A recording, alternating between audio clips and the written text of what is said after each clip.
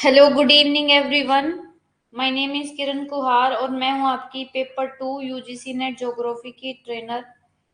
Live class शुरू हो गई है तो जल्दी से जल्दी अपनी लाइव क्लास ज्वाइन करो ताकि हम अपना जो सेशन है वो शुरू करते हैं और 2 मिनट वेट कर लेते हैं ताकि बाकी सभी बच्चे भी ज्वाइन कर लें और उसके बाद जो क्लास है वो शुरू करते हैं।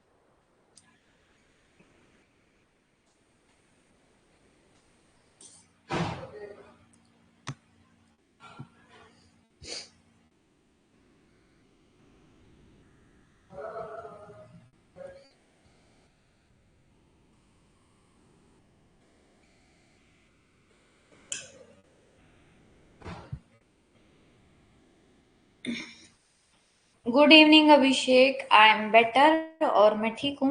आज क्लास शुरू करते हैं। आज कार्टोग्राफी की एक क्लास, कार्टोग्राफी को खत्म कर देते हैं। 2 घंटे की लगातार क्लास है आज।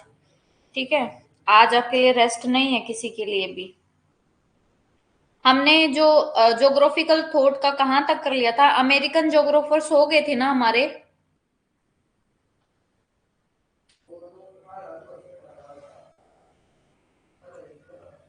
अमेरिकन ज्योग्राफर्स का हमने कहाँ तक कर लिया था, बताओ एक बार मेरे को।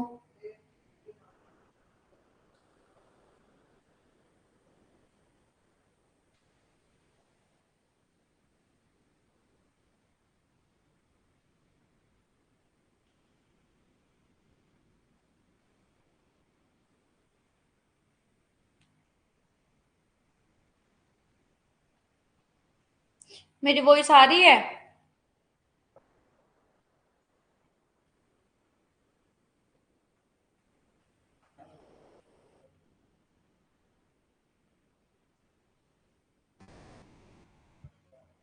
आई am audible to all of you. अच्छा, साइक फ्रेड पे 7 तक हो गया था हमारा।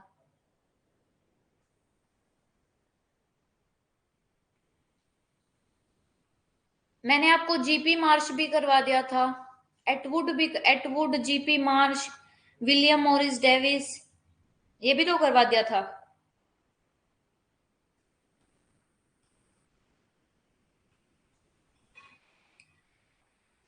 आपने वो क्लास अटेंड नहीं की अभिषेक। मैंने जो अमेरिकन ज्योग्राफर्स है ना, अमेरिकन ज्योग्राफर्स के यहाँ तक करा दिया था मैंने। रोलिन डी सेलिसबरी करवा दिया था मैंने। एलन चर्चिल सैंपल भी हो गई थी। मार्क जेफरसन भी हो गए थे। एटवुड भी हो गया था। एल्सवर्थ हंटिंगटन की जो ये पल्स ऑफ एल्सवर्थ हंटिंगटन पर थे हम। जहां तक है मेरे को कि हमने ये भी कर लिया था। आज एल्सवर्थ हंटिंगटन से हमने शुरू करना है।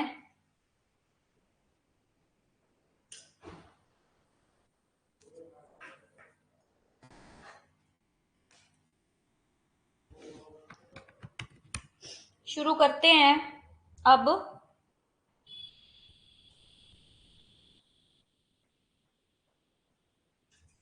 एल्सवर्थ हंटिंगटन से, ये अमेरिकन जोग्राफर हैं।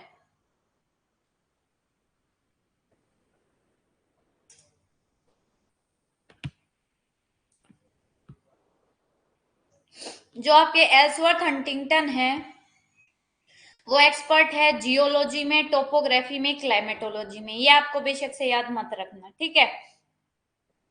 और हंटिंगटन ने बायोलॉजिकल फॉर्म्स, इन्वायरमेंट का, फिजिकल इन्वायरमेंट जो है ना आपका भौतिक भूगोल, सॉरी भौतिक पर्यावरण, वो आपकी बायोलॉजिकल फॉर्म्स को अफेक्ट करता है। हंटिंगटन ने नॉर्दर्न इंडिया, तारिम बेसिन और इन सब को क्या किया, सर्वे किया है। और इनके अकॉर्डिंग जो ह्यूमन ज्योग्राफी है, ह्यूमन ज्योग्राफी में भी defined study of relationship between geographical environment and human activities, ठीक है।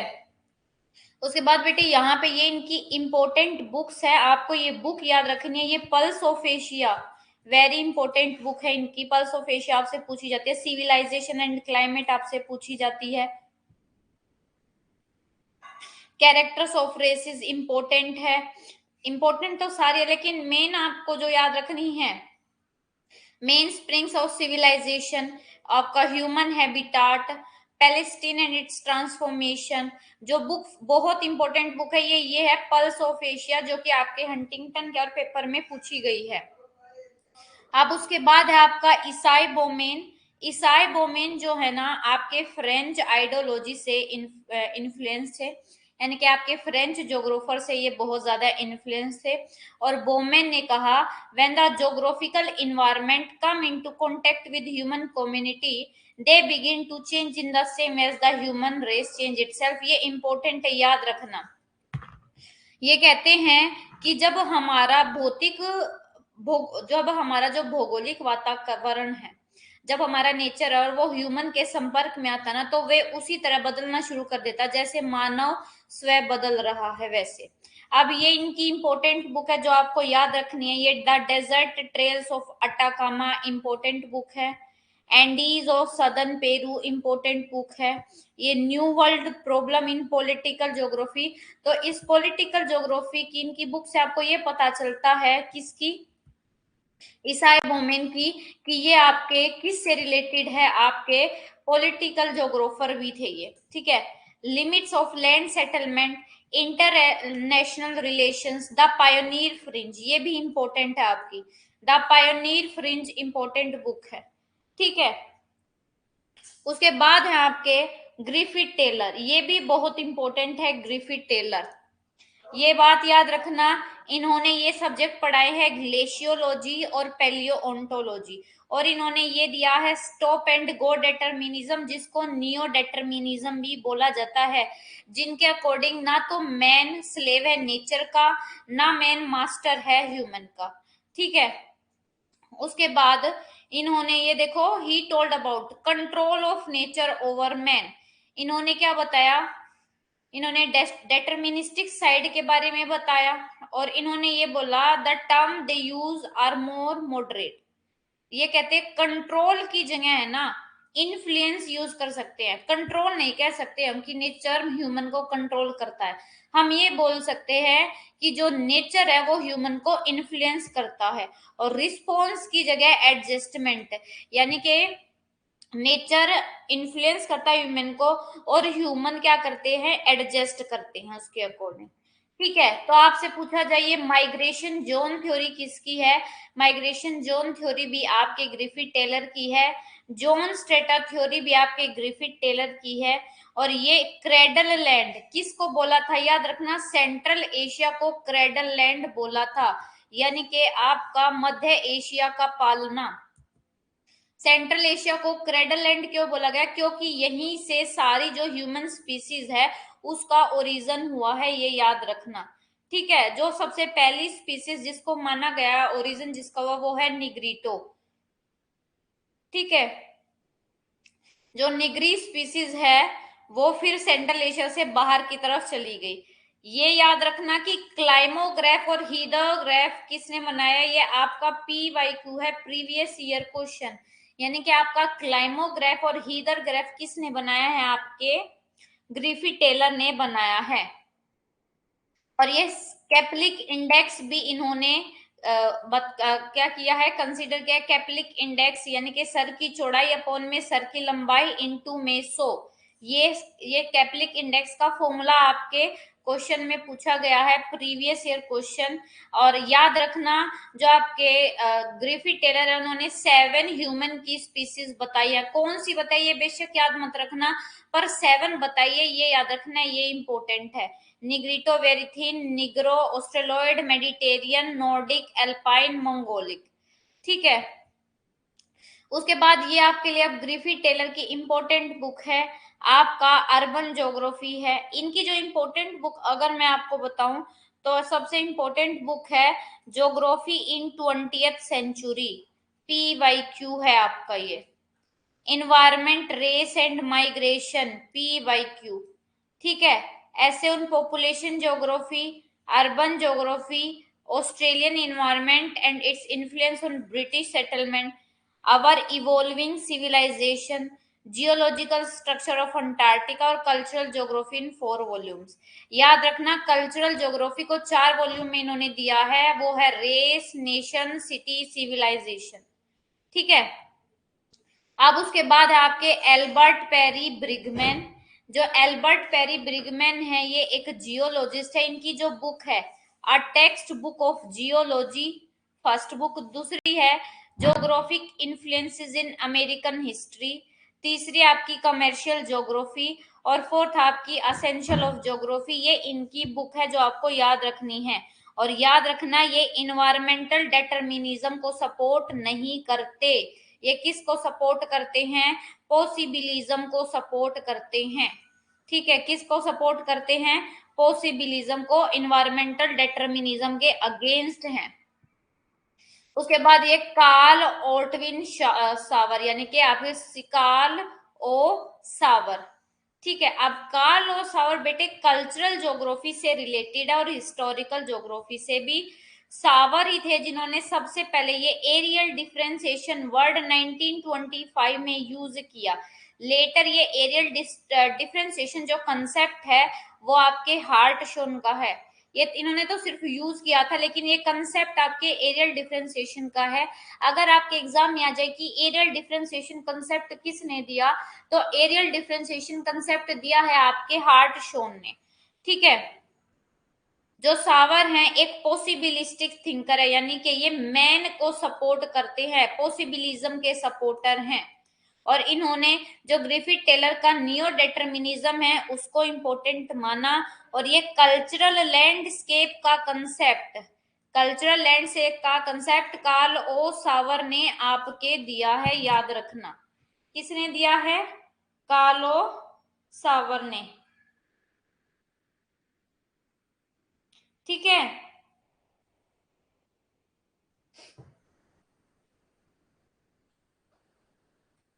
उसके बाद है आपका जो लैंडस्केप है। लैंडस्केप का मतलब है रीजन, एक एरिया अर्थ पे, कोई भी ऐसा एरिया अर्थ पे जो अपने आसपास के एरिया से डिफरेंट कैरेक्टरिस्टिक रखता है, यानी कि ये यूनिक है इसकी कैरेक्टरिस्टिक। ये concept of origin of cultural hearth, ये मैंने कल्चरल ज्योग्राफी में बताया है कल्चरल हर्थ क्या होते हैं। इसका जो कंसेप्ट है वो भी आपके कार्ल सावर ने दिया है। लेकिन ये कल्चरल हर्ट का जो कंसेप्ट है ये बर्कले स्कूल से ओरिजिनेटेड है। अगर स्कूल पूछा जाए तो वो बर्कले स्कूल है, लेकिन अगर आपसे ज्योग्राफर पूछा जाता है तो वो आपका कार्लो सावर है। ठीक है। इन्होंने भी हिस्ट्री और ज्योग्राफी में रिलेशनशिप बताया। इन्होंने बोला if history may be considered as science of when, ये कहते हैं अगर हिस्ट्री में हम ये पढ़ते हैं कि कब क्या हुआ, तो ज्योग्राफी में हम ये पढ़ते हैं कि कहां पर क्या हुआ। ठीक है। उसके बाद इनकी बुक है बेटे, ये आपके जो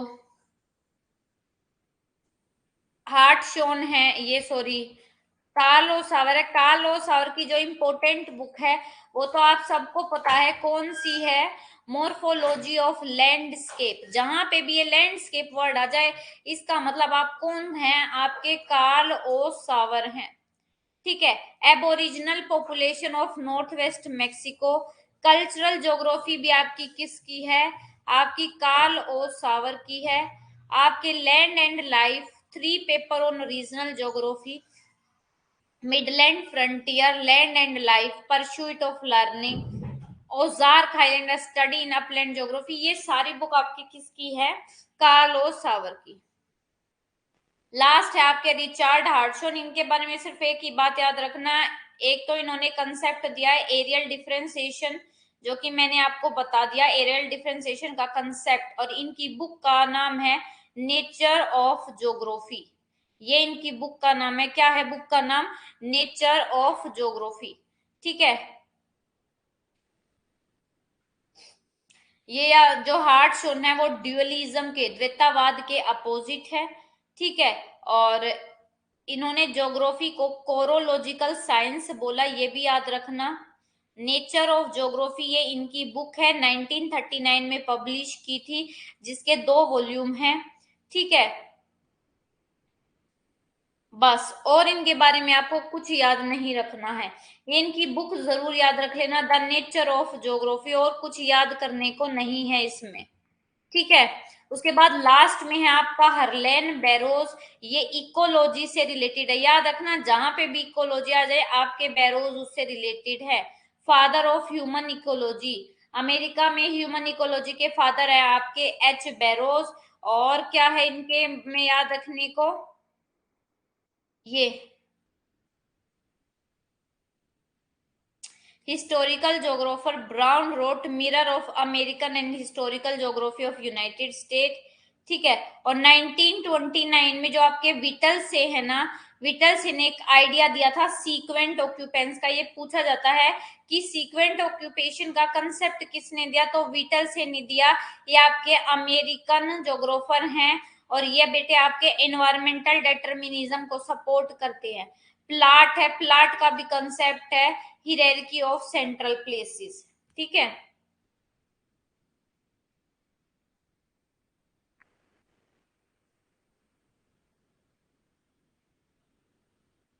आ गया समझ में? यहाँ पे आपका ये जो है ना खत्म हो जाता है। अब इन्वायरमेंटल डिटर्मिनिज्म यानी कि आपका पर्यावरण निश्चयवाद क्या होता है? सिंपल सी बात है, इन्वायरमेंटल डिटर्मिनिज्म वो अप्रोच है जिसमें आपका नेचर क्या है, बस ये बात याद रखना, नेचर सुपीरियर और आपका मैन क्या है? इंफीरियर। यानी कि मैन आपका क्या है? गुलाम है नेचर का, ये है। Environmentalism is the view that natural environment play the major role in determining the behavior pattern on man of earth surface। ये कहते हैं कि जो इन्वायरमेंटलिज्म है वो एक इम्पोर्टेंट कंसेप्ट है। जो आपका नेचुरल इन्वायरमेंट है वो एक बहुत इंपॉर्टेंट रोल प्ले करता है आपके मैन के बिहेवियर को डिटरमाइन करने में। तो कुल मिला के नेचर सुपीरियर, मैन इंफीरियर। ठीक है। और अब आपको क्या याद रखने हैं इसके? एक minute. Supporters of environmental determinism, ये याद रखना है कि इन्वायरमेंटल डिटर्मिनिज्म के सपोर्टर कौन कौन से है?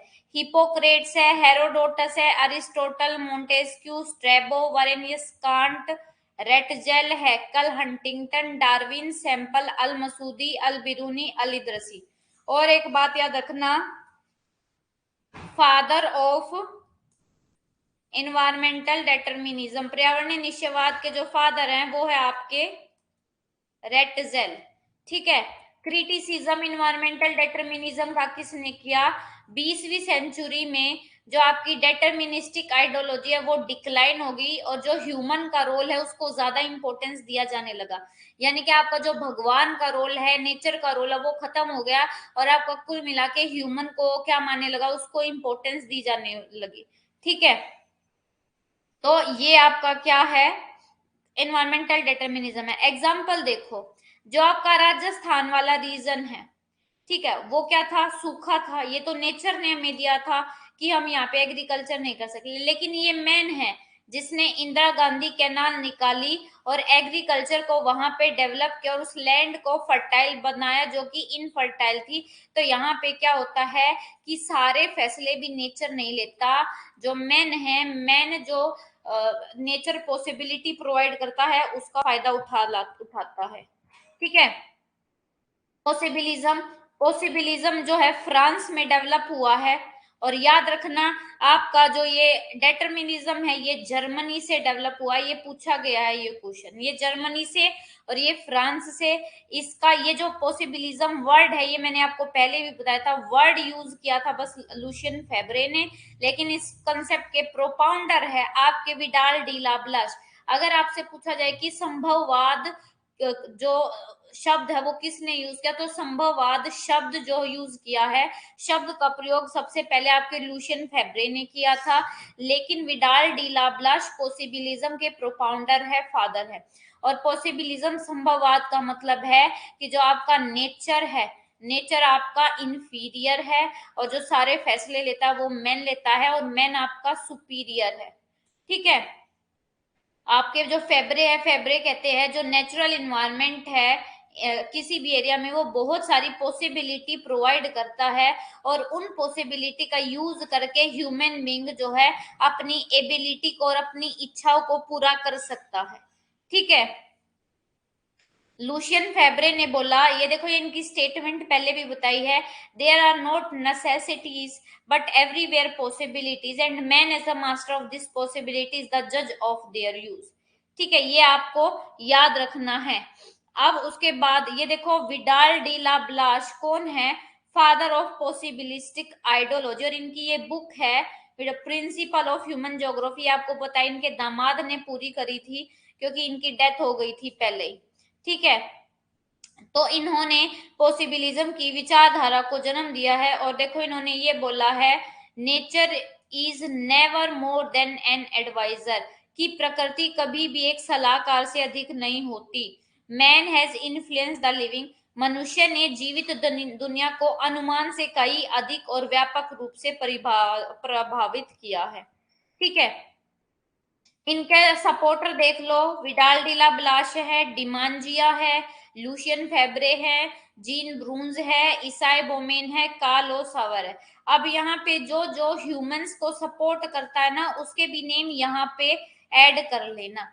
और ये जो पॉसिबिलिज्म की आइडियोलॉजी है इसका क्रिटिसिज्म किया आपके ग्रिफी टेलर ने, क्योंकि ग्रिफी टेलर ने दिया है आपका नियो डेटर्मिनिज्म, यानी कि आपका नव निश्चयवाद। नव निश्चयवाद क्या कहता है कि ना तो भाई प्रकृति सुपीरियर है ना मैन सुपीरियर है, ना प्रकृति इंफीरियर है ना मैन इंफीरियर है। प्रकृति कुछ संभावनाएं प्रदान करती है, मैन उन संभावनाएं का यूज करके जो है प्रॉफिट कमाता है। ठीक है।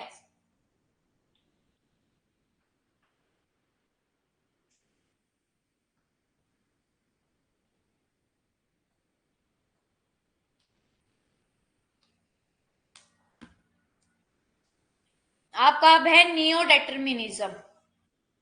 नियो डेटर्मिनिज्म कब डेवलप हुआ बेटा, जब आपका ये पर्यावरणवाद और पॉसिबिलिज्म की आइडियोलॉजी है, तो इनके अगेंस्ट ग्रिफी टेलर ने एक नेम दिया जिसको बोला जाता है प्रेजेंट डे डेटर्मिनिज्म, जिसको हम नियो डेटर्मिनिज्म और स्टॉप एंड गो डेटर्मिनिज्म, यानी कि रुको और जाओ। ये जो टेलर है, टेलर ने इसको नियो डेटर्मिनिज्म और साइंटिफिक डेटर्मिनिज्म के नाम से भी बुलाया है। ये कहते हैं आज के प्रेजेंट टाइम में जो ज्योग्राफर है वो इस आइडियोलॉजी में बिलीव करते हैं दैट एट प्रेजेंट कि ना तो आपका जो क्रूड इन्वायरमेंट है उसका ही पूरा राज है, ना ही आपका ह्यूमन का ही पूरा कंट्रोल है। ठीक है। तो ग्रिफी टेलर ने अपनी बुक ये geography in the 20th century में अपना ये क्या दिया, कंसेप्ट दिया नियो डेटर्मिनिज्म। ये कहते हैं nature does not have complete control over man but it does have an effect. ये कहते हैं कि जो नेचर है वो कभी भी पूरे तरीके से मैन को कंट्रोल नहीं करता, लेकिन ये कहीं हद तक मैन को अफेक्ट करता है, उसकी इकोनॉमी और उसके कल्चरल प्रोग्रेस को क्या करता है, इफेक्ट करता है। और नेचर के अकॉर्डिंग जो नेचर है, नेचर ह्यूमन के वर्क को लिमिट लगा देती है कि बस यहीं पे ही, यहीं तक आप चेंज कर सकते हो, उससे ज्यादा चेंज नहीं कर सकते। ठीक है। और उसके बाद जो टेलर है, टेलर सपोर्टेड ह्यूमन बीइंग, जो आपका टेलर है किसको सपोर्ट करते हैं? ह्यूमन बींग को, कि भाई कोऑपरेट करो नेचर के साथ। जब आपस में दोनों कोऑपरेट करोगे, कोऑपरेट करके आप प्रोग्रेस कर सकते हो। ठीक है, ये बताया गया है आपके इसमें, और आपको कुछ याद नहीं करना है। उसके बाद आपके एक है जी टेथम। जी टेथम ने नियो डेटर्मिनिज्म को क्या बोला? प्रेगमेटिक पॉसिबिलिज्म बोला, यानी कि व्यवहारिक संभववाद की संज्ञा दी। याद रखना कि प्रेगमेटिक पॉसिबिलिज्म नियो डिटर्मिनिज्म को किसने बोला? तो आपके डी टेथम ने बोला। और आपके जो ब्रिटिश भूगोलवेता है ना वुलरिज, वो भी इस संबंध में, जो टेलर है ना, टेलर के विचारों को सपोर्ट करते हैं। उन्होंने कहा कि भूगोल में डेटर्मिनिज्म कुछ हद तक आवश्यक है। ये कहते हैं कि जो पर्यावरण है, पर्यावरण कुछ हद तक आवश्यक है कि वो कंट्रोल करे, क्योंकि यह सच है कि मनुष्य और जो सतह है, सतह की प्रक्रियाएं परस्पर है। यानी कि जो आपका मैन है, it is true that the process of man and surface are mutual. ठीक है, मनुष्य और भूमि की प्रतिक्रिया परस्पर है, ये सत्यवदित होता है। उसके बाद आपका कंसेप्ट है प्रोबेबिलिज्म। बस ये याद रखना, प्रोबेबिलिज्म दिया है आपके OH के स्पेट में। और प्रोबेबिलिज्म में क्या बोला गया है कि आपको, उन्होंने बताया कि पर्यावरण के साथ मानव के संबंध में जो आपका ह्यूमन का और इन्वायरमेंट का रिलेशन होता है, उसमें क्या होता है कि जो आपका पर्यावरण है वो कुछ संभावनाएं, कुछ पॉसिबिलिटीज प्रोवाइड करता है। और जो मैन है, मैन इन पॉसिबिलिटीज का प्रयोग करके पॉसिबिलिटी प्रोवाइड करता है, और मैन इन पॉसिबिलिटी का यूज करके अपना डेवलपमेंट करता है। ठीक है, ये है आपका प्रोबेबिलिज्म।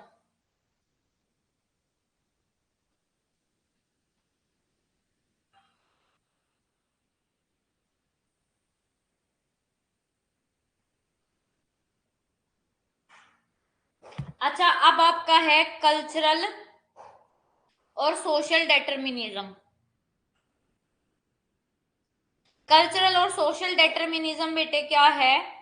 जो कल्चरल डेटर्मिनिज्म है, कल्चरल डेटर्मिनिज्म में मतलब कि जो जिस तरीके का कल्चर, जिस तरीके का हमारा माइंड है, उसको शो करता है, और उसको हम सामाजिक नियतिवाद भी कहते हैं। ठीक है, जो ह्यूमन की तरफ फोकस करता है कि हमारे थॉट कैसे हैं, जो हमारे दिमाग में हमारे थॉट होंगे वही हमारे एक्शन को डिसाइड करेंगे, और हमारा एक्शन डिसाइड करेगा कि हमारे वर्ल्ड का नेचर कैसा है।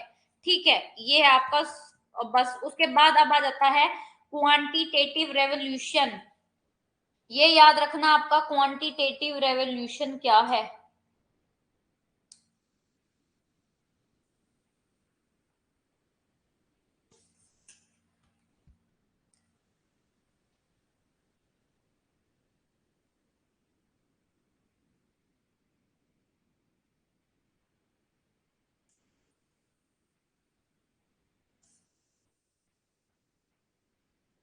समझ में आया यहां तक?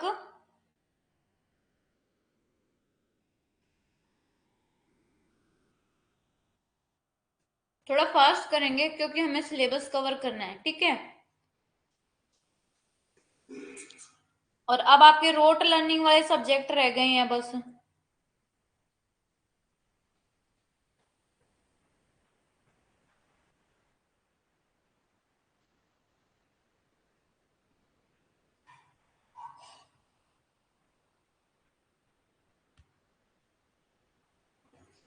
अब क्वांटिटेटिव रिवोल्यूशन बताऊंगी, इसमें जो जो मैं लाइन बताऊं ना, वो वैसे वैसे नोट्स बना लेना। ठीक है, और वो याद कर लेना।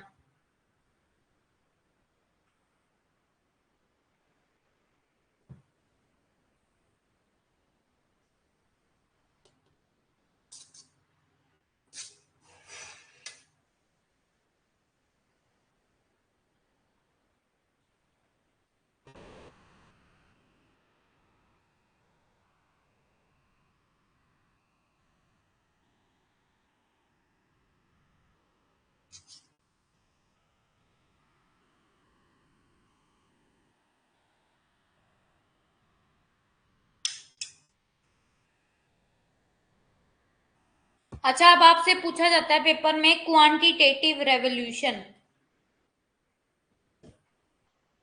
आपका जो क्वांटिटेटिव रेवोल्यूशन है ना, ये याद रखना, ये सेकेंड वर्ल्ड वॉर के बाद ज्योग्राफी में शुरू हुआ था।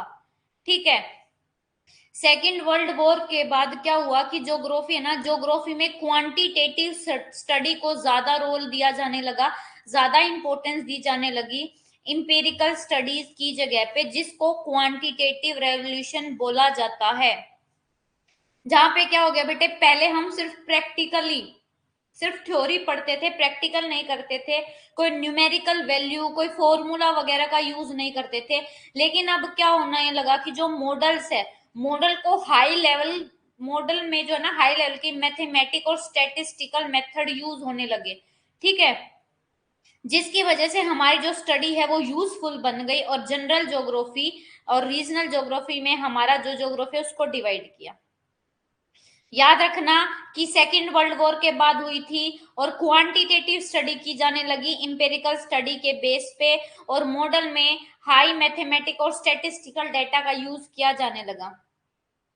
ज्योग्राफर जिन्होंने क्वांटिटेटिव रेवोल्यूशन को सपोर्ट किया, उन्होंने मैथमेटिकल फॉर्मूला यूज किए और सब्जेक्ट को एक रेशनल इंपॉर्टेंस दी। ठीक है, एक रेशनल, प्योर और सिस्टमेटिक फॉर्म में लेके आए, उसमें बहुत सारे फॉर्मूलाज यूज किए। ठीक है, डिस्क्रिप्टिव लैंग्वेज की जगह अब मैथमेटिकल लैंग्वेज यूज होने लगी। जो 20वीं सदी के आपके ज्योग्राफर्स हैं ना, उनके माइंड में ये था कि जैसे ना जो आपके रिसर्चर थे वो ये कहने लगे, उनको ये दिखने लगा कि भाई जैसे बाकी जो साइंस है उसमें तो रूल्स है, उसमें कुछ फॉर्मूला है, लेकिन हमारी ज्योग्राफी में कोई रूल्स और फॉर्मूला नहीं है, जिसकी वजह से हमारी ज्योग्राफी की स्टडी को ज्यादा साइंटिफिक नहीं माना जाता। तो उन्होंने as a result of this, उन्होंने सोशल इंपॉर्टेंस दिलवाने के लिए ज्योग्राफी के वर्क को, रिसर्च को, इसके लिए उन्होंने क्या किया, जो ज्योग्राफर्स है, ज्योग्राफर्स ने स्टैटिस्टिकल डाटा का यूज शुरू कर दिया रिसर्च में, जिसकी वजह से जो हमने स्टैटिस्टिकल मेथड यूज किए ज्योग्राफी में, हमारी ज्योग्राफी बहुत ज्यादा फैल गई, इसका बहुत व्यापक यूज होने लगा। ये कहते हैं आज के दिन जो ज्योग्राफी है, ज्योग्राफी में स्टैटिस्टिकल मेथड का day by day use increase हो रहा है, और ज्योग्राफी की जो अवधारणा है, ज्योग्राफी का जो नेचर है उसमें चेंज हो रहा है। लास्ट 3-4 दशक से ज्योग्राफी के नेचर में बहुत ज्यादा चेंज हुआ, ये बिकॉज ऑफ क्वांटिटेटिव मेथड। ठीक है, इसको क्वांटिटेटिव रेवोल्यूशन बोला जाता है। और जो जो क्वांटिटेटिव रेवोल्यूशन की जो कहते हैं ना बेटे, बेस बेस है पॉजिटिविज्म। याद रखना, क्वांटिटेटिव रेवोल्यूशन का बेस क्या है, पॉजिटिविज्म। ये PYQ ऐप से पूछा गया है, क्यों इसमें स्टैटिस्टिकल और मैथमेटिकल का जो मेथड्स है उनका यूज किया गया है। ठीक है, जो बर्टन थे ना, बर्टन ने सबसे पहले अटेम्प्ट किया इस डायरेक्शन में। बर्टन सबसे पहले थे जिन्होंने क्वांटिटेटिव जो टर्म है वो यूज की, और अपना रिसर्च पेपर पब्लिश किया, the quantitative revolution and theoretical geography. याद रखना, ये quantitative revolution and theoretical geography आपके बर्टन की बुक है, और बर्टन ने सबसे पहले इस प्लेस पे क्या दिया, अपना अटेम्प्ट लिया।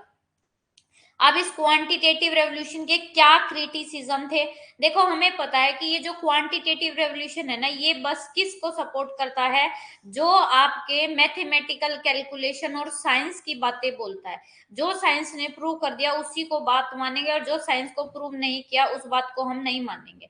तो अब इसके क्रिटिसिज्म क्या है कि जो ह्यूमन और इन्वायरमेंट का रिलेशनशिप है ना, वो आप मैथमेटिकल लैंग्वेज में नहीं डिफाइन कर सकते। तो ये पॉसिबिलिज्म का क्या है, एक क्रिटिसिज्म। आप सुनते हैं ना, पॉसिबिलिज्म में ये कहते हैं कि भाई क्वांटिटेटिव रेवोल्यूशन में सिर्फ ये बोलते हैं कि भाई मैथमेटिकल कैलकुलेशंस का यूज होता है, लेकिन हम मैथमेटिकल कैलकुलेशन के थ्रू कैसे रिलेशन को डिस्क्राइब कर देंगे, नहीं कर सकते ना। तो जो बेसिक फिलोसफी है क्वांटिटेटिव रेवोल्यूशन की, वो पॉजिटिविज्म, जो क्या फॉलो करती है, साइंस को, कि जो साइंस ने बोल दिया वही सच है। फॉर दिस रीजन, जिसकी वजह से हमारा जो ये सब्जेक्ट है ज्योग्राफी, वो ज्योमेट्री तक लिमिटेड रह गया है, ये रिलेशनशिप के बारे में नहीं बताता, और बहुत बातें ऐसी होती हैं जो साइंस के द्वारा प्रूव नहीं की जाती। तो क्या वे बातें हम गलत माने, ऐसा तो नहीं है ना। तो यहाँ पे ये इसकी क्रिटिसिज्म है। जो क्वांटिटेटिव टेक्निक है वो लोकेशनल एनालिसिस को प्रमोट करती है, कैपिटलिज्म को। ठीक है, ये कहते हैं कि आपका जो नेचुरल रिसोर्स है, क्वांटिटेटिव रेवोल्यूशन में ये बताया गया कि जो नेचुरल रिसोर्स है ना, नेचुरल रिसोर्स का बहुत तेजी से एक्सप्लॉइटेशन यूज हो रहा है। इसका मतलब इन्होंने ये बोला कि जो मैन है, मैन हमेशा प्रॉफिट के लिए काम करता है, ये बोला।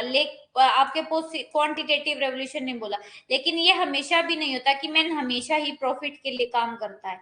और ये आपका जो है, ये ना तो इमोशन को बताता, आपका क्वांटिटेटिव रेवोल्यूशन ना एटीट्यूड कैसा है, ना डिजायर इच्छा कैसी है, उम्मीदें, फियर, ये कुछ भी नहीं बता सकता, क्योंकि ये बस नंबर की भाषा समझता है, इमोशन और ये सब इसको डिस्क्राइब नहीं करना चाहता। ठीक है। अच्छा, जो फ्यूचर की प्रोडिक्शन है वो मैथमेटिकल टेक्निक पे हमेशा बेस्ड नहीं होती। मैथमेटिकल टेक्निक से हम हमेशा फ्यूचर के बारे में सही प्रिडिक्शन नहीं लगा सकते। अदर नेचुरल साइंस की जगह इसकी भी कुछ बाउंड्री है। और जो ये इंपॉर्टेंट है कि जो आपके ये एलडी स्टैम्प है ना, एलडी स्टैम्प ने क्वांटिटेटिव रेवोल्यूशन को एक सिविल वॉर बोला था, और ये आपके क्वांटिटेटिव रेवोल्यूशन के क्या थे, एंटी थे, यानी कि विरोधी थे, इसको सपोर्ट नहीं करते थे। ये है आपका क्वांटिटेटिव रेवोल्यूशन।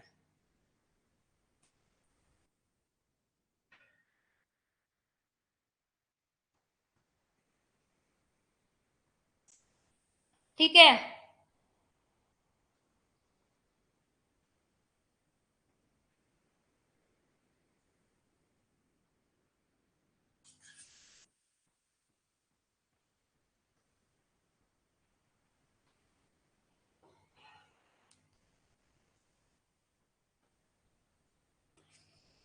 अब ये कहते हैं कि जो क्वांटिटेटिव रेवोल्यूशन है ना, वो ज्योग्राफी में 1940 में प्लांट हो गया था।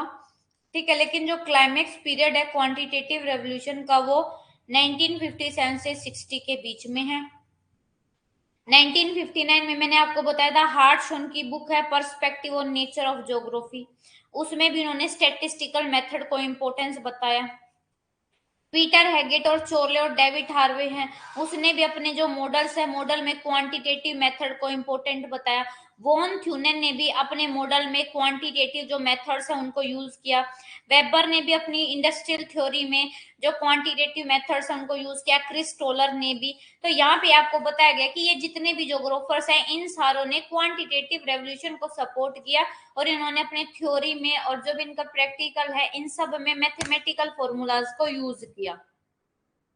कहते हैं 1954 में जो अमेरिकन जोग्राफर है वीवर, उन्होंने भी जो है क्रॉप कॉम्बिनेशन रीजन में यूज किया। स्पेट ने अपनी क्वांटिटी एंड क्वालिटी, इन्होंने एक रिसर्च पेपर लिखा, तो इसमें भी जोग्राफिकल स्टडी में स्टेटिस्टिकल मेथड की इंपॉर्टेंस को बताया। आपका खत्म हो गया क्रिटिसिज्म का पॉइंट, वो आपका पहले लग गया था तो मैंने पहले बता दिया। अब सेकंड अप्रोच है आपकी पॉजिटिविज्म। पॉजिटिविज्म के जो आपके ऑथर है वो कौन है? पॉजिटिविज्म का किया है आपका बेटे अगस्त कोम्टे, ये आपके क्या है, फाउंड किया है पॉजिटिविज्म। पॉजिटिविज्म और क्वांटिटेटिव रेवोल्यूशन सेम ही है, दोनों में मैथमेटिकल जो स्टडी है उसको इंपॉर्टेंस दी गई थी। ठीक है। इन्होंने बिलीव किया, complete believe that method of study use in natural science could be easily. ये कहते हैं कि इन्होंने भी जो मैथमेटिकल स्टडी, एक्सपेरिमेंट और साइंस को माना कि जो साइंस ने बोल दिया वही सच है, और साइंस के सारे फॉर्मूलों को हम सोशल स्टडी में लगा सकते हैं। ठीक है। तो इनकी ये जो बुक है ये याद रखना, पॉजिटिव फिलोसफी, 5 वॉल्यूम में। पॉजिटिविस्ट आपके किस किस बातों पे ध्यान देते हैं? Value free objective research possible, यानी कि इसमें जो मोरल वैल्यूज है ना, मोरल वैल्यूज को बेटे कोई रोल नहीं है यहाँ पे। पॉजिटिविस्ट ये बोलते हैं कि सभी प्रॉब्लम का एक टेक्निकल सॉल्यूशन है। जो और नेक्स्ट है, जो साइंटिफिक प्रोसेस है, साइंटिफिक प्रोसेस ही रियलिटी को बता सकता है, यानी कि साइंस ही रियलिटी बता सकती है। पॉजिटिविस्ट ने रिकमेंड किया पॉजिटिव अप्रोच को स्टडी के लिए। इन्होंने जो मोरल आइडिया, इन्होंने बोला कि जो मोरल वैल्यूज है ना वो कभी भी ना तो टेस्ट की जा सकती है और ना टेस्ट हुई है। ठीक है। और इन्होंने जो आपका पॉजिटिविस्ट है ना, उन्होंने जैसे हम इमेजिनेशन करते हैं, कल्पना करते हैं, उसको अनसाइंटिफिक बोला। ठीक है, इन्होंने बोला जो एक्यूरेट नॉलेज है वो ऑब्जर्वेशन से, एक्सपीरियंस से ही आती है, एक्चुअल कंडीशन का जब हम ऑब्जर्व करते हैं और उसको एक्सपीरियंस करते हैं। क्रिटिसिज्म बेटे सेम जो आपके क्वांटिटेटिव रेवोल्यूशन के थे वही थे, कि इन्होंने सिर्फ साइंस में बिलीव किया और किसी साइंस को इन्होंने नहीं माना। ठीक है, और इन्होंने क्या बोला कि इन्होंने जो यूनिटी बोले, unity of science enable to develop a sense of, जो सोशल साइंटिस्ट है ना, सोशल साइंटिस्ट बोले कि जो साइंस है ना, साइंस यूनिटी प्रोवाइड करने में अनएबल है, जो कि गलत है। और इन्होंने ये भी बिलीव किया, ही इज ऑल्सो रॉन्ग, और इन्होंने जो बिलीव किया था ना कि जो नेचुरल साइंस है और जो सोशल साइंस है वो एक्सपेरिमेंटल कभी भी सेम नहीं हो सकते। ठीक है, इसका भी क्रिटिसिज्म किया, और इन्होंने बोला कि जो आपका ह्यूमन है वो हमेशा रेशनल यानी कि प्रॉफिट के लिए काम करता है, ये भी रॉन्ग है, मैन हमेशा भी प्रॉफिट के लिए काम नहीं करता। और इसमें आपका ह्यूमन की इंटेंशन, उसकी इमेजिनेशन, उसका बिलीफ, इन सब का कोई रोल नहीं था, इसलिए आपके पॉजिटिविज्म का क्रिटिसिज्म हुआ। ठीक है, अब आपका है ह्यूमैनिस्टिक ज्योग्राफी। देखो ह्यूमैनिस्टिक ज्योग्राफी अब किस पे बेस है, आपका ह्यूमन पे बेस्ड है। ये किस वजह से आया, आपके ये रिएक्शन राइज हुई क्वांटिटेटिव और पॉजिटिविज्म के क्रिटिसिज्म। क्वांटिटेटिव और पॉजिटिविज्म के खिलाफ जो अप्रोच थी वो थी आपकी ह्यूमैनिस्टिक ज्योग्राफी, जो ह्यूमन के अवेयरनेस, ह्यूमन के कॉन्शियसनेस और ह्यूमन के डिविलिज्म पर ध्यान देता है। ठीक है, और इन्होंने मैन को कभी भी एक इकोनॉमिक पर्सन नहीं माना, आपके ह्यूमैनिस्टिक ज्योग्राफी ने। ह्यूमैनिस्टिक ज्योग्राफर थे, उन्होंने क्वांटिटेटिव टेक्नोलॉजी को रिजेक्ट कर दिया, और इन्होंने ये they do not understand the importance of human world and human issue. तो देखो ये आपके जो ह्यूमैनिस्टिक ज्योग्राफर थे उन्होंने ये बोला कि आपके जो क्वांटिटेटिव ज्योग्राफर्स हैं वो ह्यूमन की क्या वैल्यू है, उनका सोशल इंस्टीट्यूशन कैसा, उनके वैल्यू क्या है, ट्रेडिशन क्या है, इसको नहीं समझ सकते। ठीक है, जो ह्यूमैनिस्टिक अप्रोच है वो एक एक्टिव और सेंट्रल रोल प्ले करते हैं ह्यूमन के अवेयरनेस को, कि ह्यूमन क्या फंक्शन करते हैं, कैसे रहते हैं, उनका वैल्यू क्या है, इन सब को।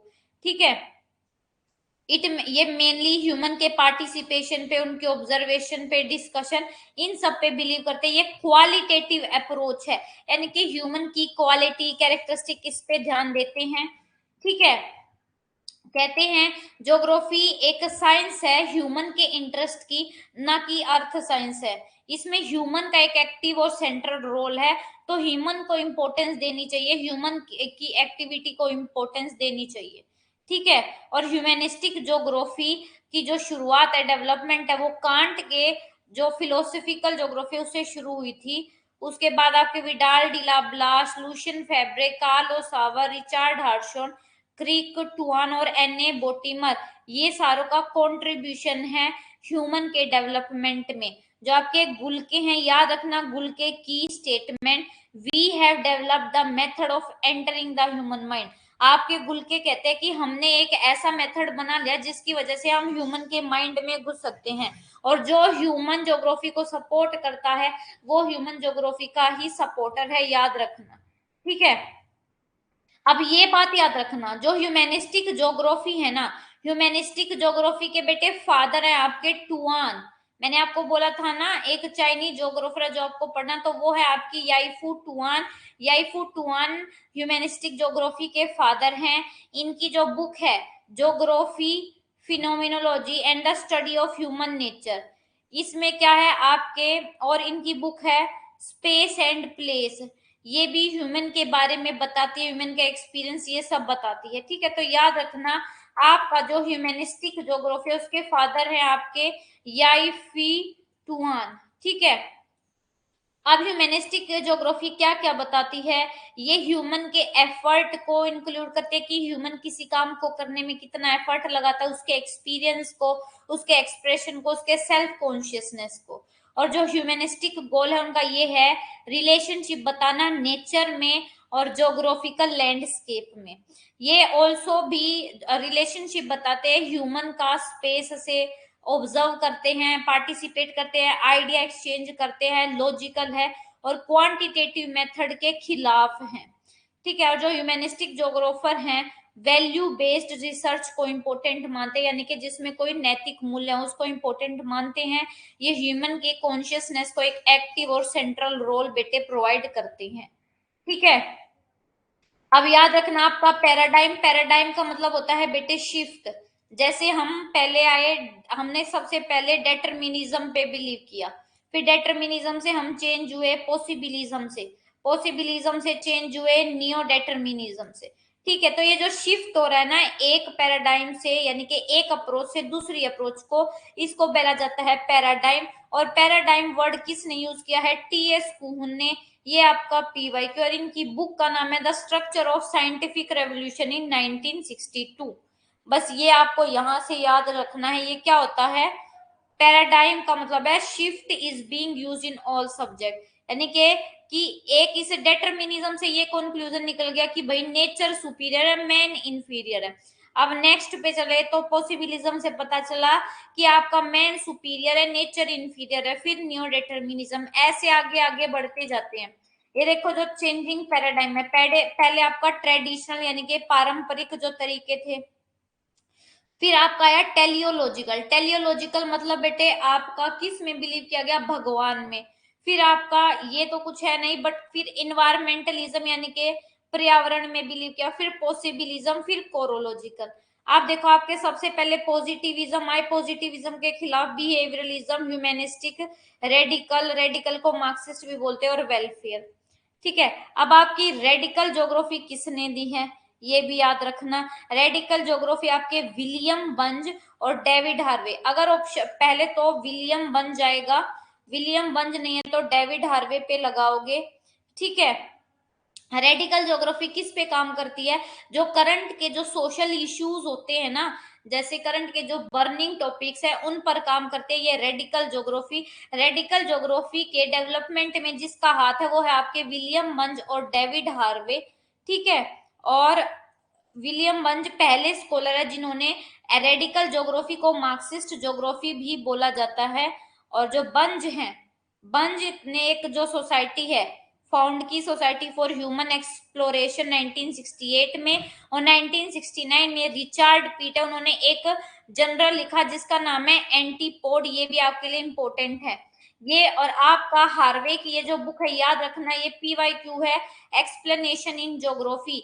ये भी जो है आज के जो करंट इवेंट्स हैं, जो कॉन्फ्लिक्ट्स हैं, इन सब के बारे में, जो सोशल टॉपिक्स हैं इनके बारे में बताती है। ठीक है, बस ये है आपका। उसके बाद है आपका बिहेवियरल ज्योग्राफी। बेटे बिहेवियरल ज्योग्राफी आपके मैन के बिहेवियर पे डिपेंड करती है। बिहेवियरल ज्योग्राफी के जो फादर है वो है आपके कर्क। ये याद रखना, ये पीवाईक्यू है, पूछा गया है। ठीक है, ये कहते हैं ह्यूमन की जो एक्टिविटी है वो उसके बिहेवियर पर, उसके कंडक्ट यानी कि उसके मोरल वैल्यूज कैसे हैं इन्वायरमेंट के साथ, इन सब पे डिपेंड करता है। जो बिहेवियर है हर कंडीशन में, हर सर्कमस्टेंस में बिहेवियर अलग अलग होता है, डिसिमिलर होता है हर सर्कमस्टेंस में। ठीक है, बस आपको और कुछ नहीं पढ़ना। ये देखो बिहेवियर थ्योरी जो आपके हैं, बिहेवियर में आपका कार्ल और सावर, राइट, जीएफ वाइट, विलियम कर्क ने सिग्निफिकेंट कंट्रीब्यूशन दिया है। याद रखना विलियम कर्क आपके फादर है बिहेवियरल ज्योग्राफी के। ये आपका the decision process in spatial context, ये जूलियन वोल्पेट ने दिया है। ये पीवाई क्यू है, आपसे याद रखना। स्पेशल कॉन्टैक्ट आपका किसने दिया है? जूलियन वोल्पेट ने। ठीक है, आइडियलिज्म, बेटे आइडियलिज्म की जो अप्रोच है ना वो आपके गुल्के ने दी है, बस ये याद रखना। आईजी, आईजी से याद रखना, आइडियलिज्म की अप्रोच किसने दी है? आपकी गुल्के ने। ठीक है, अगर आपका एक इसका कीवर्ड है थिंकिंग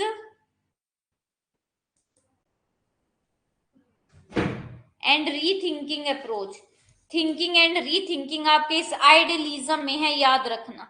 ठीक है, ये थिंकिंग एंड रीथिंकिंग ये किसका है? ये आपका आइडियलिज्म का है। ओके, आ गया समझ में? ये अप्रोच 1974 में बनी थी, ह्यूमन के डेवलपमेंट के लिए, उसके एग्जिस्टेंस के लिए, नॉलेज के लिए। ये देखो, आपको बस इसमें से ये याद रखना है, यही क्वेश्चन पूछा जाता है, यही कीवर्ड है आपका, थिंकिंग एंड रीथिंक। यानी कि ये इसका आइडियलिज्म में कुल मिला के क्या बात होती है कि जो मेरे दिमाग में एक थॉट आ गया, मैं उस पे फिर दोबारा से बात करती हूँ, दोबारा से सोचती हूँ, थिंक करती हूँ, फिर रीथिंक करती हूँ। ठीक है? और मेरी इस थिंकिंग की वजह से ही आपके ज्योग्राफी में इतने सारे आइडियाज आए हैं। यानी कि ज्योग्राफर जो थिंक करते हैं और फिर उस पे भी बार बार रीथिंकिंग करते रहते हैं। जैसे आपका एक इन्वायरमेंट डेटर्मिनिज्म है, इन्वायरमेंट डेटर्मिनिज्म पे सब देखा कि ये अप्रोच आई सोच के कि भाई जो नेचर है वो सुपीरियर है, लेकिन फिर से हमने इस पे सोचा सोचा, फिर हमारे पास एक और अप्रोच आ गई, इससे हमने कंक्लूजन निकाला बार बार सोच के कि कहीं किसी किसी सिचुएशन में मैन भी सुपीरियर होता है और नेचर इंफीरियर होता है। तो आपका ये थिंकिंग और रीथिंकिंग प्रोसेस है कि हमारे जो आइडिया बनते हैं वो दिमाग में सोचने के बाद फिर उस आइडिया पे हम दोबारा काम करते हैं, इसको बोला जाता है थिंकिंग रीथिंकिंग प्रोसेस। ठीक है? तो आपका जो ये है ये कंप्लीट हो गया है। ठीक है?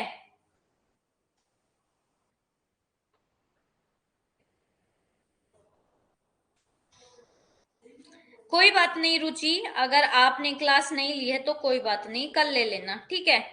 हाँ मैं बिल्कुल ठीक हूँ, मेरे को फीवर हो गया था, अभी मैं ठीक हूँ। बट फिर भी आपको पता, जब फीवर हो जाता है तो थोड़ा सा ऐसे रहता ही है।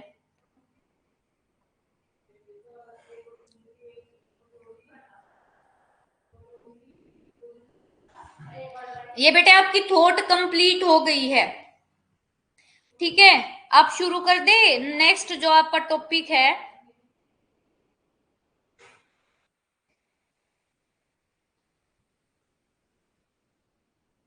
रुचि रेस्ट कर लो, पता है मौसम है ना बहुत खराब चल रहा है, क्योंकि मौसम बार बार चेंज हो रहा है ना, तो उसकी वजह से है ना तबीयत खराब हो रही है, मेरी भी इसीलिए हो गई है ना?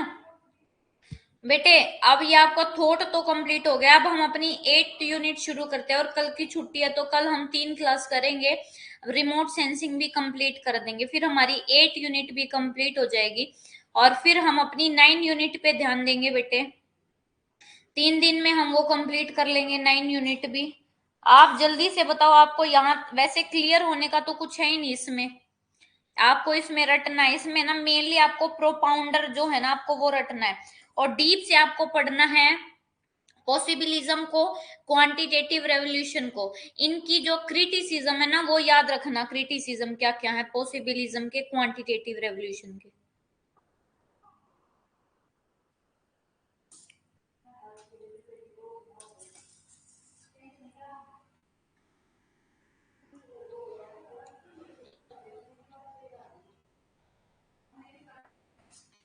नेक्स्ट यूनिट शुरू कर दें?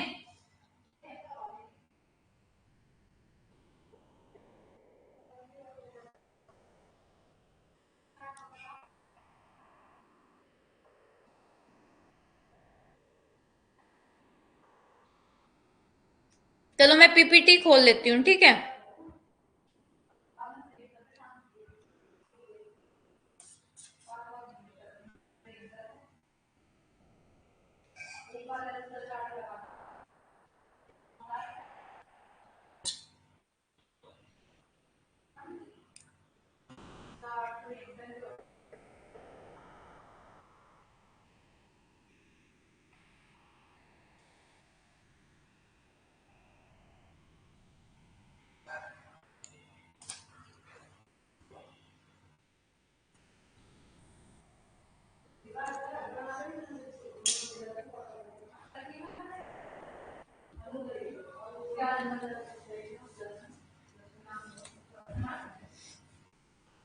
अच्छा अब आपका है कि भाई,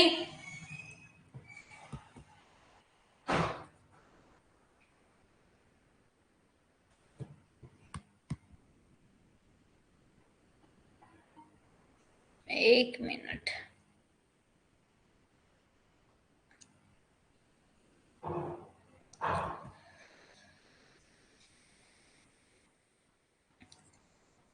अब आपका है कि मैप क्या होता है। तो मैप का सिंपल सा मतलब है कि मैप आपका क्या है, पूरा जो आपका अर्थ है ना, अर्थ के, अब पूरे अर्थ को एक सिंपल से यानी कि एक पेपर पे हम दिखा देते हैं।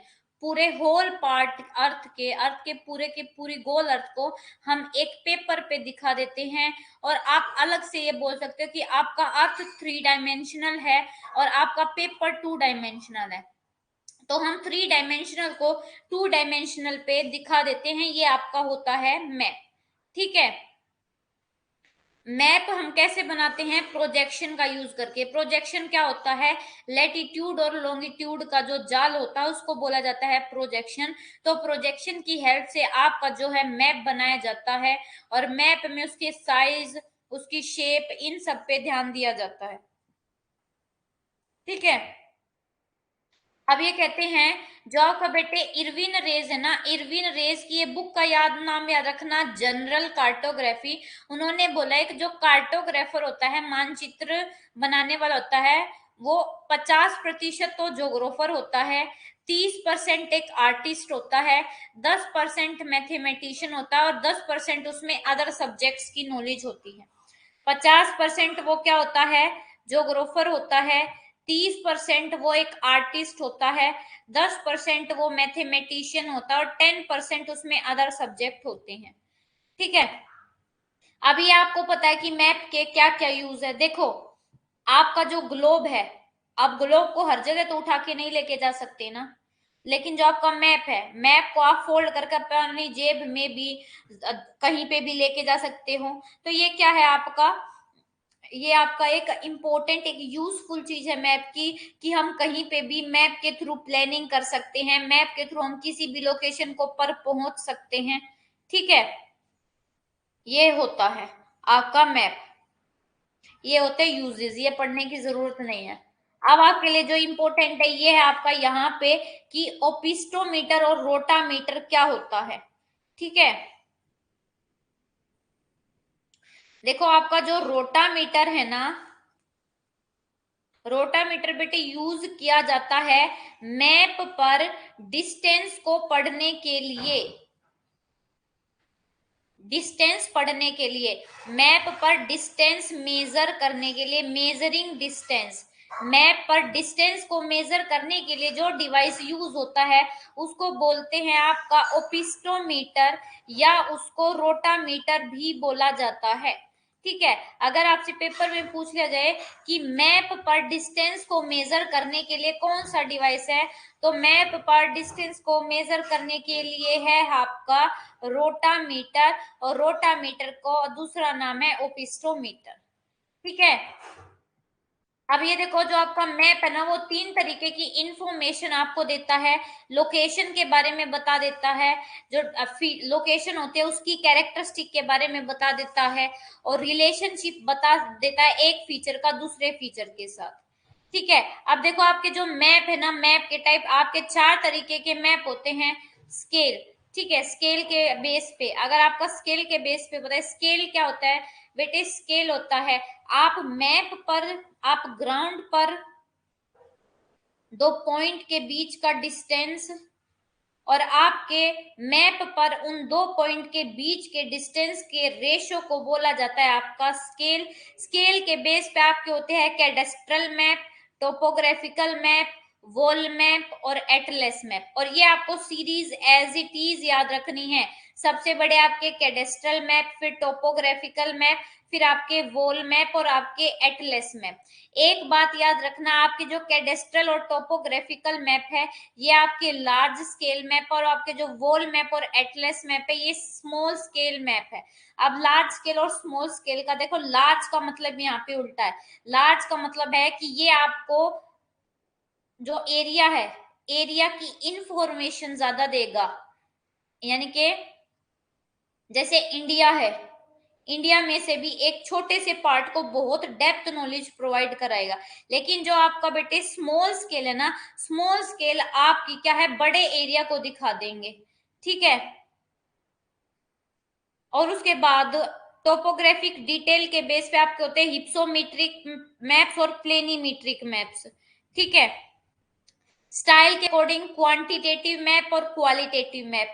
पर्पस के अकॉर्डिंग आपके होते हैं फिजिकल मैप, एस्ट्रोनॉमिकल, फिर वो पर्पस हमारा होता है कि हमें कौन से मैप बनाने हैं। अभी आपका है स्केल के बेस पे स्मॉल स्केल मैप और large scale map. Small scale map में आपके एटलस और वॉल मैप, लार्ज स्केल में आपके कैडेस्ट्रल और टोपोग्राफिकल मैप। जो आपके स्मॉल स्केल और लार्ज स्केल में डिफरेंस देख लो कि आपके जो लार्ज स्केल मैप होते हैं, this map show a small area in more detail, यानी कि छोटे से छोटे एरिया की बहुत ज्यादा डिटेल शो करते हैं। लेकिन ये क्या बताते हैं, एरिया बड़ा दिखा देते हैं लेकिन इसमें डिटेल कम होती है। ये जैसे आपके माउंटेन दिखा देंगे, वैली दिखा देंगे, लेकिन ये आपका क्या है, सिटी भी दिखाएंगे, टाउन भी, कि कौन सी सिटी है, सिटी के अंदर कौन सी आपकी कॉलोनी है, ये सब भी दिखाएंगे। ठीक है, इनका स्केल देखो, 1 centimetre is equal to 1.5 kilometre, और इसका देखो 1 सेंटीमीटर डिपेक्ट कर रहा है 500 किलोमीटर को। ठीक है, ये देखो, अब इनमें से आपका ये तो है large scale map. Large scale map ज्यादा डिटेल दिखाता है, ये है आपका small scale map. Small scale map क्या दिखा देता है, डिटेल्स इसमें कम होती है, एरिया ज्यादा होता है। ये बड़ा एरिया को कवर कर रहा है, लेकिन यही मैक्सिको की बस इस सिटी को डीप से दिखाएगा आपका लार्ज स्केल, इसमें कैरेक्टरिस्टिक ज्यादा होती हैं। अब ये देखो, अब लार्ज स्केल के टाइप हैं आपके कैडेस्ट्रल मैप। कैडेस्ट्रल मैप कौन यूज करता है, जो गांव में पटवारी होता है ना, उसके पास आपके कैडेस्ट्रल मैप होते हैं। इसका ये स्केल याद रखो, ये स्केल आपसे पूछा जाता है PYQ, प्रीवियस ईयर क्वेश्चन। ठीक है, जो आपकी प्रॉपर्टी का, गांव की प्रॉपर्टी का हिसाब किताब होता है, उसके जो मैप होते हैं वो आपके गांव के पटवारी के पास होते हैं, उसके पास कैडेस्ट्रल हैं। ठीक है, आपकी प्रॉपर्टी लैंड और आपकी फील्ड, जो खेत होते हैं, इन सब की जो लैंड है उसके पास होते हैं। और इन कैडेस्ट्रल मैप की हेल्प से जो गवर्नमेंट है वो रेवेन्यू और टैक्स कलेक्ट करती है। जो विलेज के मैप्स हैं वो इसी स्केल पर बनाए जाते हैं, ये याद रखना कि 16 inch 16 inch is equal to 32 inch mile, यानी कि आपका 1:3960 से 1:1980, यानी कि 16 इंच 1 माइल को दिखाता है। 16 इंच का मतलब 1 माइल, 232 इंच टू 1 माइल। ठीक है, ये इसका स्केल है। ये देखो, ये रहा आपका कैडेस्ट्रल मैप। अब कैडेस्ट्रल मैप के बाद है बेटे आपका टोपोग्राफिकल मैप। टोपोग्राफिकल मैप जो सर्वे ऑफ इंडिया है वो निकालता है, वो रिलीज करता है। और ये क्या है, आपके टोपोग्राफिकल मैप कल्चरल और फिजिकल दोनों फीचर्स को दिखाते हैं। और ये लार्ज स्केल मैप का टाइप है। ये क्या है, इसका ये याद रखो, टोपोग्राफिक मैप आपका 4 इंच शीट, यानी कि 1:250,000 जो स्केल है इसका होता है। 1 inch is equal to 4 mile और लेस देन 1:250,000, इसको एक बोला जाता है टोपोग्राफिकल मैप। इनका स्केल याद रखना है। ये देखो, ये आपके इंडिया और आसपास की कंट्री के जो टोपोग्राफिक नेम है वो आपको बता रखे हैं। उसके बाद है वॉल मैप। वॉल मैप जो आपके जैसे अगर आपने ज्योग्राफी लैब देखी हो तो उसमें दीवारों पे जो मैप नहीं लगे होते उसको बोला जाता है वॉल मैप। इनका जो स्केल होता है ना, ये कहने को स्मॉल है लेकिन इनका स्केल बहुत बड़ा मिलता है। ये देखो कितना बड़ा स्केल है, क्योंकि इसमें बहुत बड़े एरिया को दिखाया जाता है। ठीक है, ये देखो, ये होते हैं आपके वॉल मैप, पूरा का पूरा वर्ल्ड दिखा दिया हमने। लेकिन लार्ज स्केल मैप में हमने एक छोटे से पार्ट को इतने ब्रॉड वे में दिखा दिया। ठीक है, उसके बाद है आपके एटलस मैप। एटलस मैप जैसे आपकी एटलस होती है ना, उसमें बनाए जाते हैं। इसका स्केल देख लो कितना ज्यादा है, सबसे बड़ा स्केल आपके एटलस मैप का है, ये भी याद रखना। अब आपके होते हैं बेटे हिप्सोमेट्रिक मैप। हिप्सोमेट्रिक मैप कौन से होते हैं, जो टोपोग्राफिक फीचर्स यानी कि जो रिलीफ को, ऊंचाई को, इन सब के लिए दिखाए जाते हैं। जैसे आपका हैशूर यूज करते हो आप, कॉन्टूर लाइंस, आपके बेंचमार्क्स, वो आते हैं आपके हिप्सोमेट्रिक मैप्स में। हिप्सोमेट्रिक आपकी जो टोपोग्राफिक फीचर है, यानी कि जो आपके लैंड फॉर्म की ऊंचाई, गहराई, इन सबको जो जिसकी हेल्प से हम दिखाते हैं। प्लेनीमेट्रिक मैप, हम प्लेनीमेट्रिक मैप की हेल्प से कल्चरल और आपके जो इकोनॉमिक एलिमेंट्स है उनको दिखाते हैं कल्चरल मैप से, प्लेनिमेट्रिक मैप से। अब एक है आपका एन आइजेरिदमिक मैप, ये आपके ना थीमेटिक मैप का ही एक बेटे टाइप है, ठीक है, आइजेरिदमिक मैप। इसको कभी कभी हम हीट मैप भी बोलते हैं। ये term heat map should only be use for one type of isarithmic map, ठीक है। ये देखो, generally these map are use to help visualize continuous data set by utilizing colour. ये देखो, ये आपका होता है बेटे आपका आइजेरिदमिक मैप, ठीक है।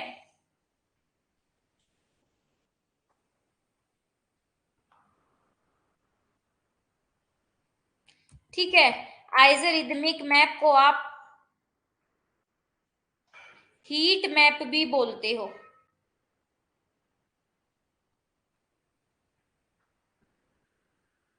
कॉन्टिन्यूस जो डाटा होता है ना उसके लिए यूज किया जाता है।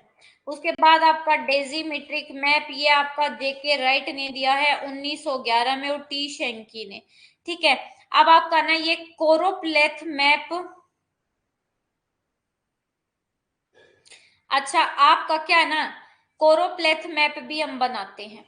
कोरोप्लेथ मैप और डेसीमेट्रिक मैप में क्या डिफरेंस है? जो डेसीमेट्रिक मैप है ना, देखो हम इसमें पता क्या करते हैं, डेसीमेट्रिक मैप में जैसे कोरोप्लेथ में ना हमें बाउंड्री पता होती है कि इस बाउंड्री तक ही हमें भरना है, लेकिन डेसीमेट्रिक मैप में ना ये बाउंड्रीज की हमें कोई भी रेस्ट्रिक्शन नहीं होती। अगर कोई एरिया होमोजीनियस है तो हम उसको पूरे ब्लू से दिखाते हैं, लेकिन choropleth map have a number of inherent issue, लेकिन कोरोप्लेथ में हमें बाउंड्रीज का ध्यान रखना पड़ता है, डेसीमेट्रिक में हमें बाउंड्रीज का ध्यान रखना नहीं पड़ता। फ्लो मैप क्या होते हैं? फ्लो मैप देखो ये होते हैं, ये इसमें हम ग्राफ और मैप दोनों का यूज करते हैं।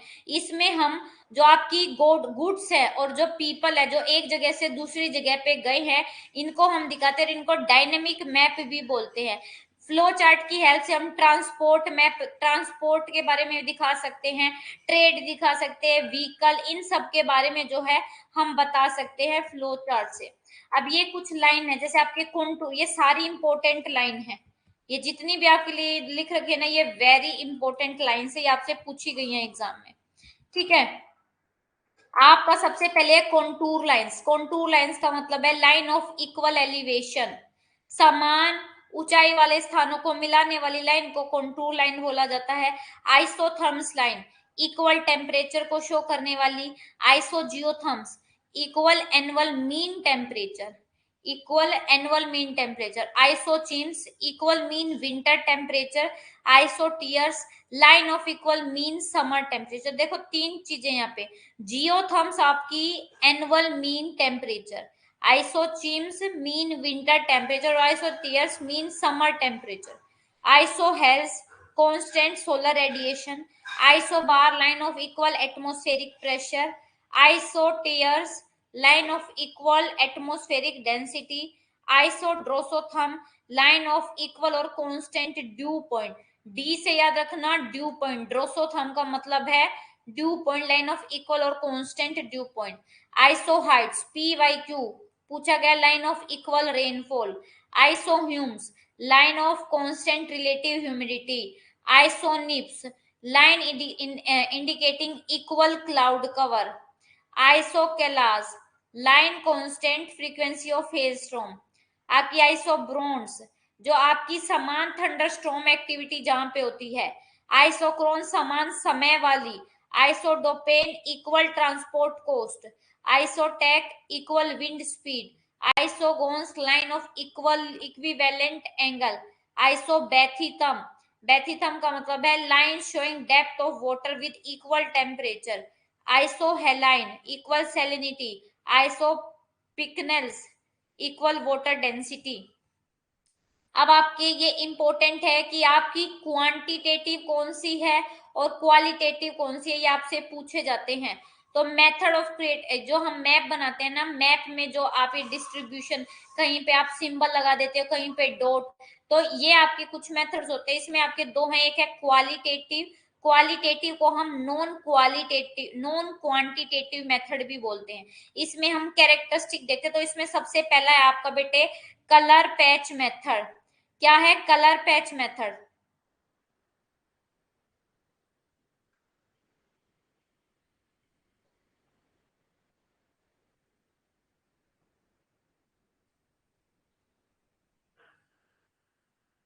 इसको हम कलर पैच मेथड को कोरोक्रोमेटिक मैप भी बोलते हैं।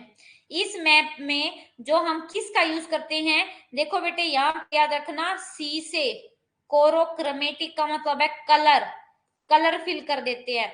जैसे ये व्हीट वाले एरिया यहाँ पे रेड कर लिया, ये राइस है यहाँ पे येलो कर दिया, ठीक है। जैसे सोयल का हम मैप नहीं बनाते, ब्लैक सोयल है तो ब्लैक कलर, आपका रेड सोयल है तो रेड और येलो कलर, आपका एल्यूवियल सोइल है तो ग्रे कलर, ये कर देते ना कलर से जब हम दिखा देते। तो इस सी से याद रखना हम कलर का यूज करते हैं। ये देखो आपके कलर यूज किए गए। उसके बाद आपका है सिंपल शेड मेथड, यानी कि शेड कर देते हैं पेंसिल से, ठीक है। इसमें हम ब्लैक इंक यानी कि काले पेन का यूज करते हैं और सिंपल शेड दे देते हैं, ये देखो ऐसी। उसके बाद आपका पिक्टोरियल मेथड, यानी कि इसमें हम पिक्चर्स का यूज कर देते हैं, ठीक है। पिक्चर्स देखो ये जैसे यूज कर रखा, सन की जगह सन लगा देते हैं, कहीं पे वीट है तो वहां पे हम वीट लगा देंगे।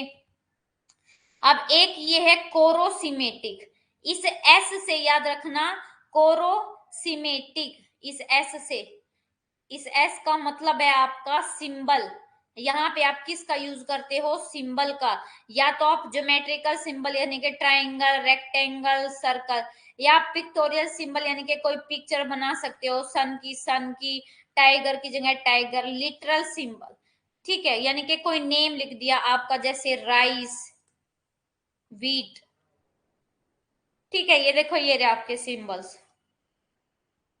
अब आपके क्वांटिटेटिव मेथड में सबसे पहले है कोरोप्लेथ मेथड। कोरोप्लेथ मेथड में क्या होता है,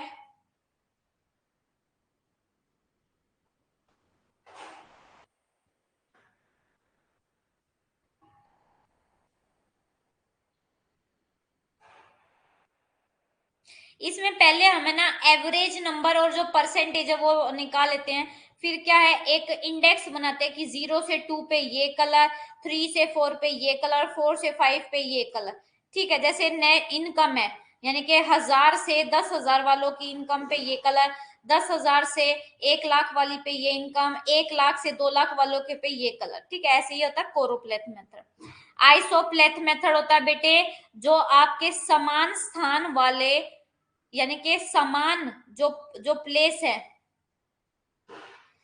जो जिन प्लेस की सेम वैल्यू है, उन प्लेस को जोड़ने वाली लाइन को क्या बोला जाता है, आइसोप्लेथ लाइन बोला जाता है। ये देखो आपका कोरोप्लेथ मेथड, ये देखो हमने इस इंडेक्स के अकॉर्डिंग कलर फिल कर रखे हैं यहाँ पे। उसके बाद आपके है dot method. Dot method probably हम जो है ना डेंसिटी को शो करने के लिए, डिस्ट्रीब्यूशन या पॉपुलेशन की डेंसिटी को शो करने के लिए हम कर देते हैं, ठीक है। इसमें हम डॉट का जो पॉइंट है ना, इन डॉट का यूज करते हैं, इसको हम एब्सोल्यूट मेथड बोलते हैं। और इसके दो मेथड हैं, एरियल और स्ट्रिलिंग ब्योर मेथड, और वॉल्यूमेट्रिक और स्टैंडिगियर्स मेथड। ये जो एरियल और स्ट्रिलिंग ब्योर मेथड है ना, इस मेथड में हम जो रूरल पॉपुलेशन है ना, रूरल पॉपुलेशन को दिखाने के लिए, रूरल पॉपुलेशन के लिए डॉट का यूज करते हैं, और अर्बन पॉपुलेशन के लिए सर्कल का यूज करते हैं।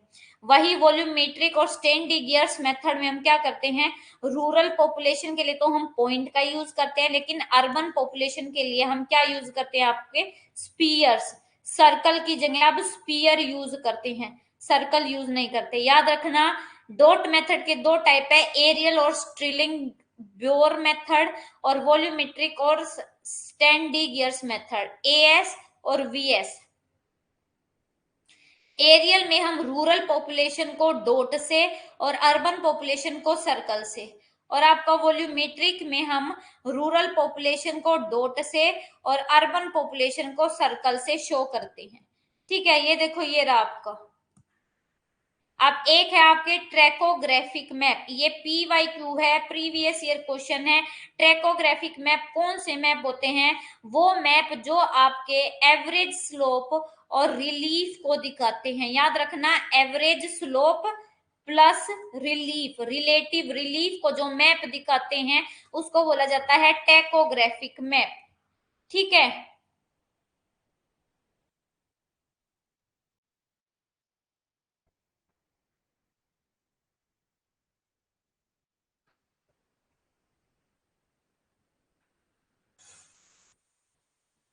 Good evening Savita.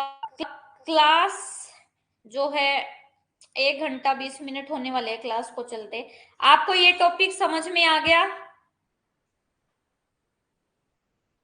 ये टॉपिक समझ में आ गया सबको? बताओ। हमने मैप वाला कर लिया, मैप का आपको क्लियर हो गया? ये जो क्वांटिटेटिव और क्वालिटेटिव आपके जो मेथड्स हैं ना, इनको अलग याद रखना कि क्वांटिटेटिव कौन सा है और क्वालिटेटिव कौन सा है।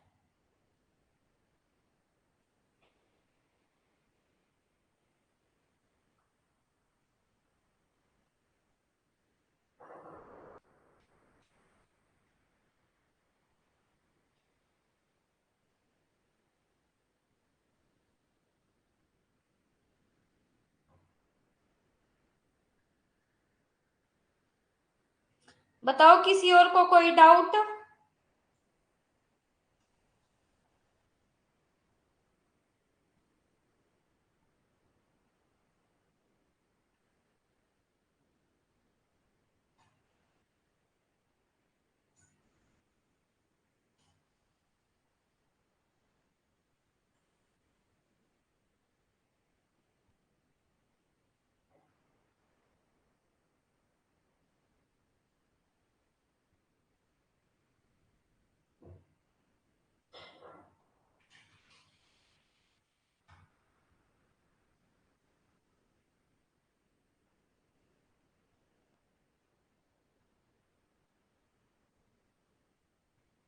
किसी को कोई डाउट नहीं है?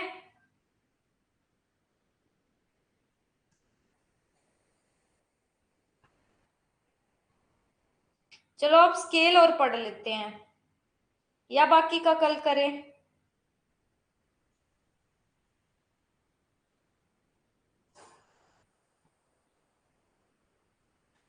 कल करें बाकी का, आज के लिए बहुत है, काफी हो गया है ना? प्रैक्टिकल ज्योग्राफी कल खत्म हो जाएगी, बस रिमोट सेंसिंग का भी ज्यादा नहीं है, थोड़ा सा है, कल उसको कंप्लीट कर लेंगे। ठीक है,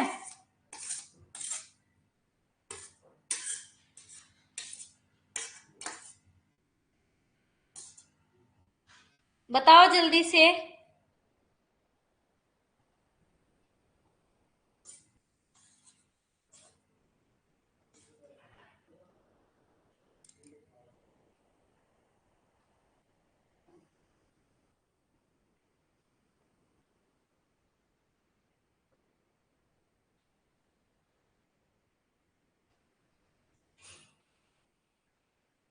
बताओ भाई सब।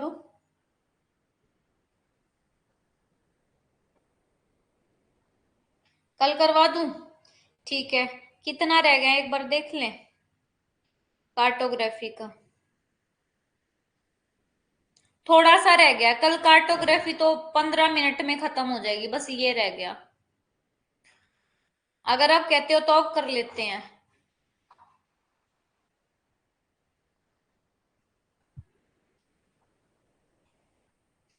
ठीक है, तो चलो कोई नहीं, कल कर लेंगे। कल रिमोट सेंसिंग का भी कर लेंगे कल, और कल हमारी, हाँ, फर्स्ट पेपर की क्लास ले लो। अब हम कल मिलेंगे, कल हमारी 8 यूनिट भी कंप्लीट हो जाएगी और परसों से हम 9 यूनिट शुरू कर देंगे। ठीक है, thank you so much everyone, take care, good night.